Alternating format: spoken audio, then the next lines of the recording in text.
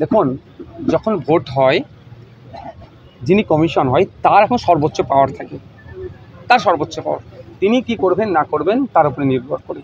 তবে এইবারে নির্বাচনটা কমিশন অনেক মিষ্টি মিষ্টি কথা বলেছেন, অনেক ভালো ভালো কথা বলেছেন। আমরা অপেক্ষায় আছি শান্তিপূর্ণ নির্বাচন হোক।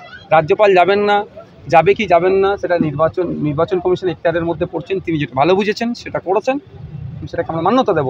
কিন্তু আমরা চাইব ভোট শান্তিপূর্ণভাবে, স্বচ্ছভাবে ভোট হোক, যে ভোটে কোনো অশান্তি হবে না, মানুষ নির্বিঘ্নে ভোটটা প্রদান করুক। শান্তিপুরে বোমাবাজি, অধীর রঞ্জন দেখতে গেলেন, সেখানে বিজেপির কর্মীদের সঙ্গে ধাক্কাধাক্কি, কি বলবেন বিষয়টাকে?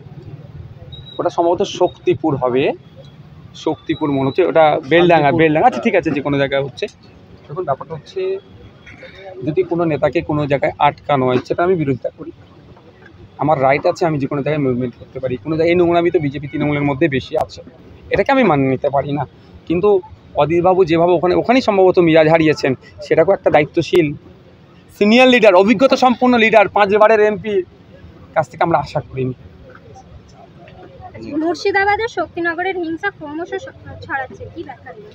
মুর্শিদাবাদের শক্তিনগরের যে ঘটনা ঘটেছে, ওটা কোনোভাবেই কাম্য নয়। ঘটনা শুধু কালকের নয়, এই ঘটনা এই মাসের 13 তারিখের ওখানে একটা ধর্মস্থানে ঘটিয়েছে। কারা ঘটিয়েছে তাদের বিরুদ্ধে এফআইআর পর্যন্ত হয়েছে। ওর ধর্মস্থানের চাঁদার বাক্সকে ভেঙে 13 লক্ষ টাকার অধিক চুরিও করেছে।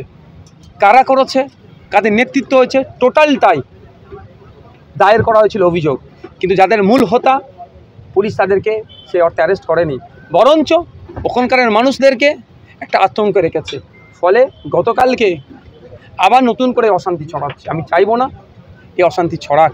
আমি চাইবো দ্রুত যাতে কন্ট্রোল করা যায়, তার ব্যবস্থা থেকে শুরু করে যারা এই অন্যায়ের সাথে যুক্ত, সে যে কোনো ধর্মের হোক, যে কোনো বর্ণের হোক, যারা মানুষের মধ্যে বিভেদ লাগাতে চাইছেন, মানুষের মধ্যে হানাহানি করতে চাইছেন, তাদেরকে চিহ্নিত করে জেলে রাখা হোক। সাথে সাথে এটাও বলবো, কোনো না নিরীহ মানুষকে শুধু ধামাচাপা দেওয়ার জন্য মিথ্যা কেসে, মিথ্যা মামলায় ফাঁসানো হয়, সেটাও কিন্তু আমরা দেখছি। যদি কোনো নিরীহ মানুষকে সরকারের ব্যর্থতা ঢাকা দেওয়ার জন্য যদি অ্যারেস্ট করা হয়, আমরাও কিন্তু মুর্শিদাবাদে ওই জায়গায় চলে যেতে বাধ্য হব। সেখানে গিয়ে প্রয়োজনে এসপিরও জবাব দিয়ে আমরা করব।